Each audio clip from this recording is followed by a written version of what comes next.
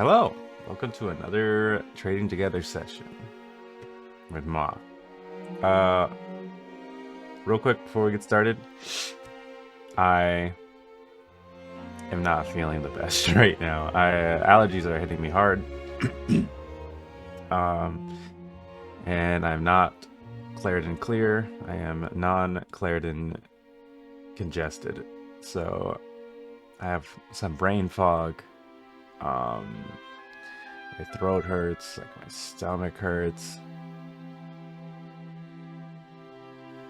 It might not be allergies. Anyways,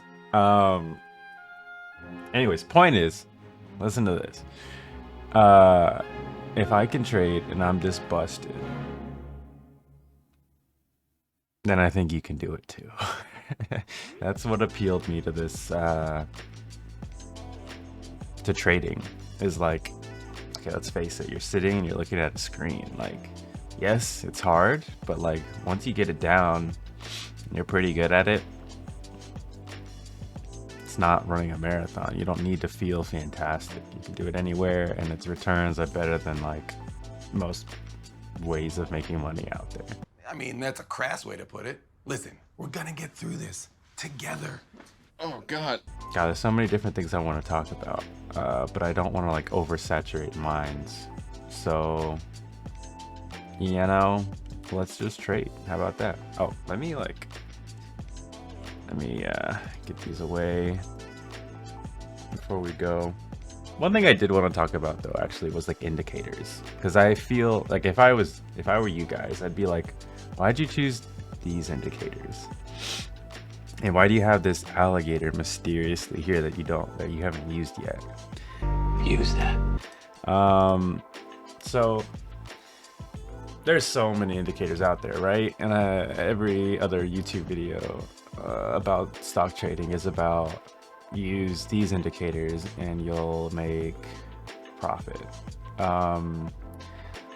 So like, indicators are tools to help show a pattern according to the price, right?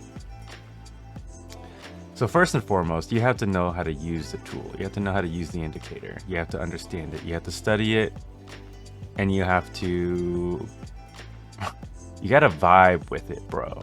Okay, let me put it that way, because honestly, that's the most important part. Like, you have to understand how it works, yes, but you also have to like it, because there's a lot of indicators that say the exact same thing. Just something to think about. And a lot of people say like pros don't use indicators, pros do use indicators.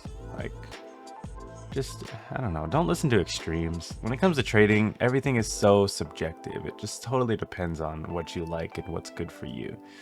So just tell everyone else to shut the hell up. And of course it takes practice. So, but I will say this, is that indicators do help you. The reason why I use indicators and why I like to show, why I like to tell people like, yes, practice with indicators, is they help you keep yourself accountable. They help you formulate questions that you need to answer in order to make an educated guess about where the price is going to go. That being said, like, yeah, if you had like 20 indicators up, that's just going to be too many questions and you're going to be overloaded. If you have too few or no indicators, you might not be asking yourself enough questions. So, but then like, okay, so how do I know what indicators to choose? All right, so you want indicators to help you find an entry point and an exit point,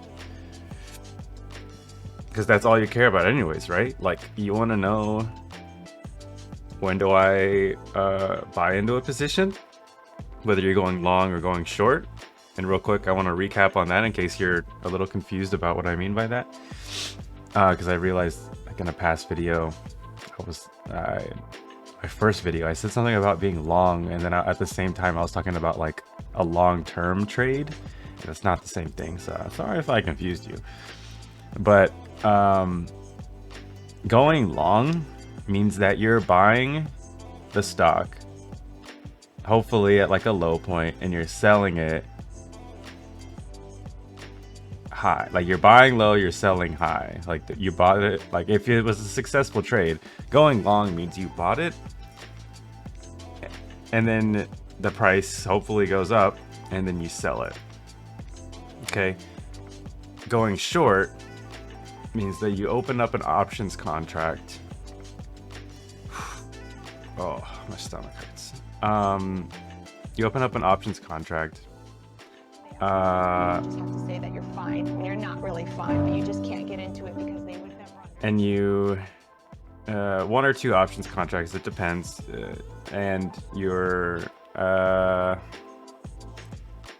hoping that it goes down. You buy the contract, or you could also be selling, or you could buy and sell. I don't want to confuse you, but you're buying an options contract, and you're buying high, and you're hoping the price goes down so that you could sell it when the price has gone lower.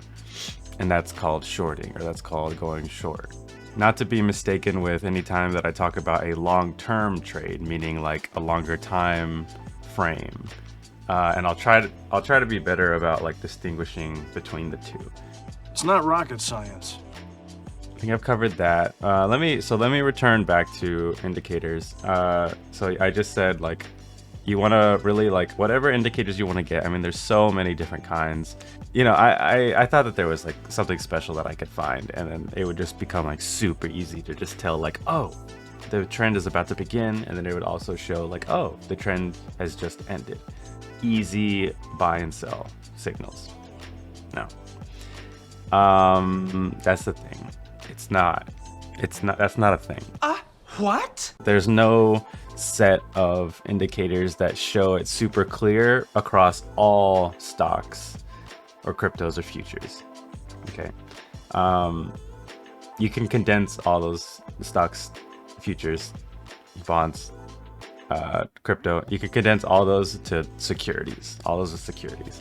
So I might use that word from now on.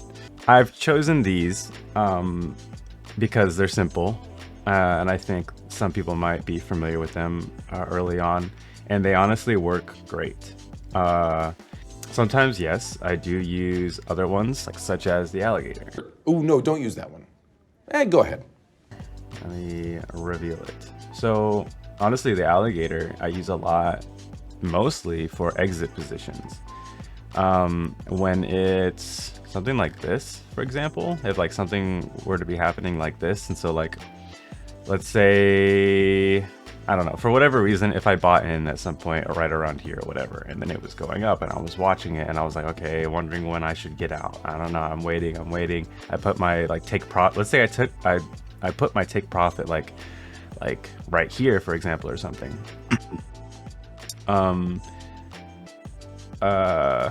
I mean, to be honest, I'd probably get out, but I don't know. Let's say for whatever reason, I wasn't, maybe if I had this alligator up and I was looking at it and I was like, it only touched this this first green line. I'm hesitant to call it just the green line because that's like so undervaluing it, but at the same time, I don't want to be like extremely confusing when probably don't know what this is. Probably the first time you've seen the alligator, but for right now, I'm just gonna call it the green line. Please study it if you plan on using it, so you know what it means, and it's not just like, oh, it touches the green line. But when it touches the green line the first time, and then has picks back, the positive trend picks back up, and then it touches it a second time, I'm like, oh, okay, it's go time. But like, for example, the time to sell is what I mean. But if it like the first time it dipped down and hit like the orange line, I'd be like, well, that's a little bit too it's a little bit too low for me. Like if it's touching that, the momentum has probably been lost, so I should probably sell. But if it hits the green line, then I'll probably be like, I could probably hold on to it. But then if it hits the green line again, like it's probably done now. Okay, I'm done. That's the main primary way that I use the alligator. Blah, blah, blah. We're all very fascinated, Whitey, but we'd like to get paid. Do your homework, really understand it. The problem with you know, not like using indicators and not studying them is you do start to think of things as patterns. You start like looking at the indicators as like a pattern, and there's not always a problem with that, but you're definitely like robbing yourself of a deeper understanding of what is going on between mass psychology, price action, the way the price moves, and how these indicators are reflecting the price action. So like, if you're not understanding these indicators, then you're just looking at shapes and you're doing more technical analysis. I've mentioned before in the past, like, the more technical analysis you do, the more likely that you're going to be basing off other things. You're going to be trying to look for evidence that's based off of possible evidence. And then if you do more technical analysis, that's going to be based off something that was based off of something else. And so it's getting more and more further from the truth. So, and by the truth, I mean like facts of price action. The only real truth in stock trading is that this is the price, and then it was this price, and then it was this price. And it's, I mean, the only way to really know for sure that it was going to go from this exact number to this exact number at an exact time is by being able to predict the future. So, you know, we can only try our best by like using trends and stuff like that, but it's not going to be perfect. So that's just an error. I just want to tell you to be a little bit cautious. But if you're going to use indicators, different indicators than the ones I'm using, study them and make sure that the indicators you're using are helping you find an entry point and they are helping you find an exit point. Those are the biggest things. So I'll see a lot of people with like a ton of indicators, and it's like, those are just confusing you and they're not even helping you get an entry point or an exit point or something like that. So those are the biggest things I'd say about that. And you know, I think this is a pretty decent video alone. I was gonna do a practice, but it's a pretty decent video alone. So I'm just gonna stop this and then I'll do a practice after that. So see you in the next video. In the next episode, Jude talks about indicators and trading with AI.